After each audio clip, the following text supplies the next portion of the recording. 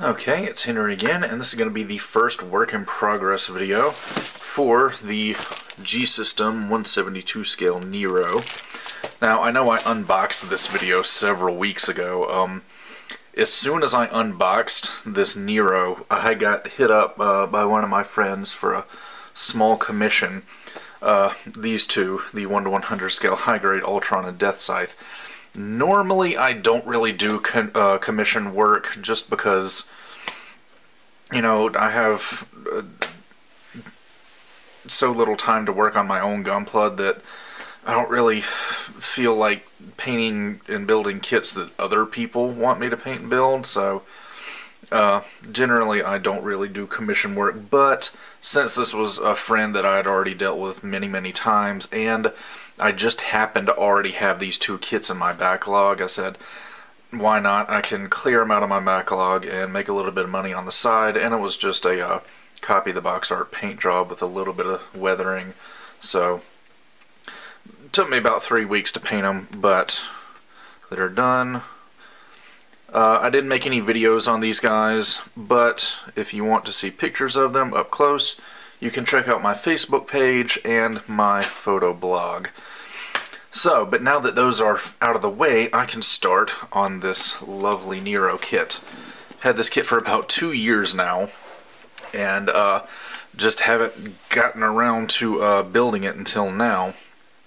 So, got everything unboxed and spread out here on the table, and I'm about to go in here and do a parts check, make sure I've got everything, because I think the excess Gundam from G-System that I got was missing, I think, 2 parts. It was like a side skirt part and then one small part for the backpack, but I was able to make do, and this time around hopefully I won't be missing anything. And if I am missing something, hopefully it's a multiple that I can just recast from one that's in here. Anyway, also one thing that I'm going to do with this kit, or during the process of building this kit, is I'm going to make a tutorial on how to build resin kits.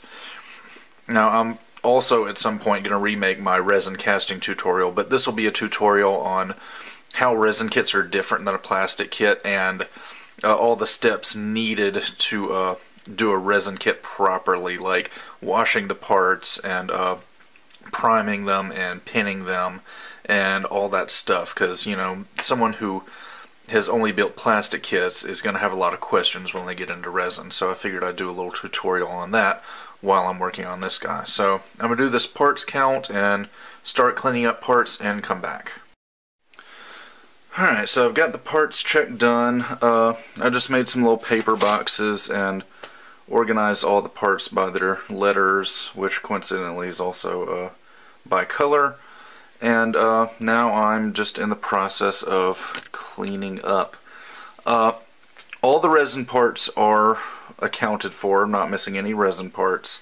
The only parts I am missing are metal parts, unfortunately, and it's not a lot, just a few. Let's see, these little small ones right here. I'm supposed to have, was it 12 of these little aluminum minus mold thingies, and I've only got 6. But honestly, rather than going through the hassle of trying to order replacements from G-System, they are circular and they are only 5mm wide. I think rather than trying to get replacements from G-System, I'm just going to use some Kotobukiya parts. I've got plenty of these that will fit the exact same space, and honestly will look just as good as long as I paint these silver. So I think that's what I'm going to do. Also, these little metal pins, I was supposed to have, I think, 15 of these, and I only got 13, so I'm missing 2 of those. But these don't, like, they don't go to joints or anything. They just go to they're just like surface detail. and they're like little indentations on the outer armor, and you just like glue these in just for detail. So I'm only missing 2, and I guess for the missing 2 I'll just I've really got a couple options. I could make a small mold and recast some of these pins. Honestly, I could do the same thing with this as well, although the Kotobukiya parts would be a lot easier. And or I could just get like a piece of plastic rod and just scribe some panel lines on it, because this is it's got like 2 little panel lines on it, and then just paint it silver and put it in a more inconspicuous place. So again, I don't think I'm going to bother trying to go through the hassle of ordering replacements. I'm just going to make do with the all the option parts and stuff that I've got on hand, because I do have plenty of that stuff that I can use instead of the metal parts. And now, after I've got everything counted and sorted out, I'm in the process of doing the cleanup. Just clipping off the excess resin and then sanding down the excess. Let's see. And this part really isn't much different than doing it on a plastic kit. It's just that the gates where the resin is poured in is shaped a lot different than what you would see on a plastic kit, and there's generally fewer of them.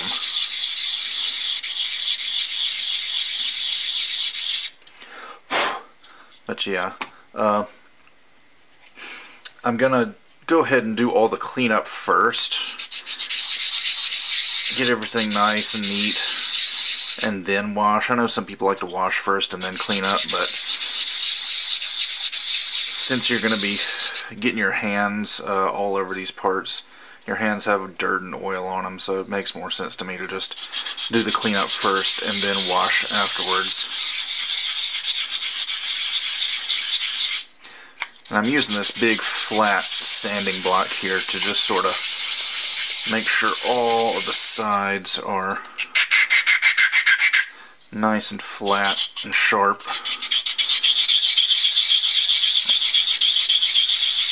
Sharpen up all the edges.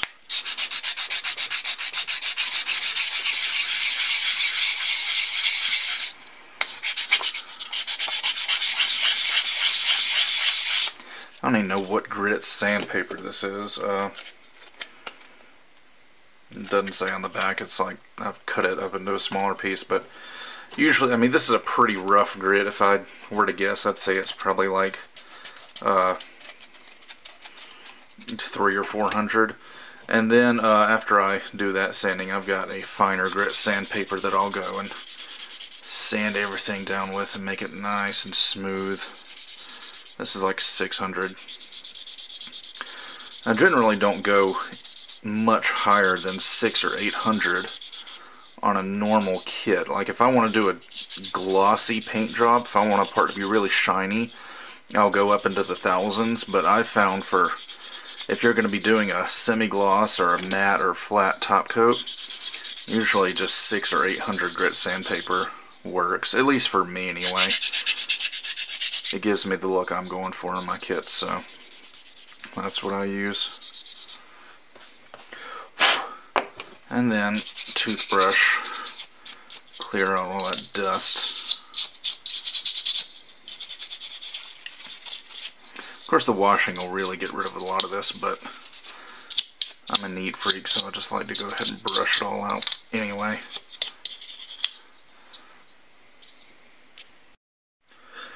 Also, another thing I like to do on resin kits, and also plastic kits as well, is rescribing the panel lines. Like on a newer plastic Bandai kit, you don't really have to do it, but on older plastic kits and resin kits, it's generally a good idea. I've actually got a couple scribers I'm using here. I've got a BMC chisel. This is actually a 1mm. That's for the really wide, like not even actually panel lines, but just the really wide detail areas. And then I've got a Tamiya scriber here, which I think is supposed to be like 0.3 millimeter. But the one I'm using the most is a MadWorks chisel that's 0.15 millimeter. And I really like the shape of these because they're less prone to breaking than the BMCs. And this one has worked out really, really well for me. So basically just going along the panel line that's already there, and then just rescribing it, just to make it nice and deep and uniform and even, and make sure that when I do panel wash, everything's gonna flow through there smoothly.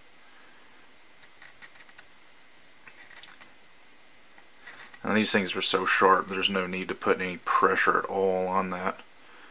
Just basically just the weight of the blade itself is enough to get the job done.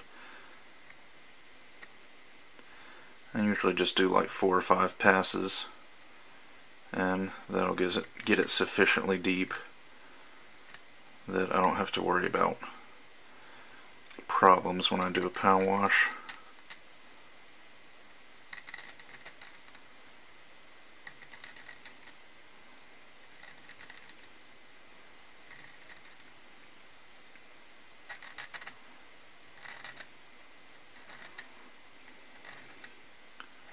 So yeah, a lot of this. That's why cleanup takes so long on resin kits. Generally a lot longer than it does on a plastic kit, but the end result should be very, very worth it. Okay, so I've got all the parts cleaned up, everything's sanded down and panel lines rescribed, and now I'm starting on their Purple Power baths. And Purple Power is a good degreasing chemical cleaner and should remove any mold release residue, any oil and dirt that may have been on my hands, all the dust from the sanding, all that junk should be nice and cleaned away. I'm going to let these set overnight and then wash them off in some water and give them a good scrub with a toothbrush, dry them off. And then, for the next video, we'll be ready to start assembly of this kit, which I'm really looking forward to because I've already put in a bunch of work doing boring, mind-numbing cleanup on this kit, so I'm ready to get to the fun part, and I think this is going to be a really fun kit to build. So that about does it for this work in progress video. Sorry again that this video took so long to get made. Life just sort of comes at you, and all our plans don't really necessarily mean anything, but this kit is getting done, and I've got some more really exciting stuff on the way after I finish this Nero. I've got my GBWC kit started for this year for New York Comic Con in October, and I can really hardly wait to show you guys that kit. So that'll be my next project after I finish the Nero. So with that, I will see you guys next time.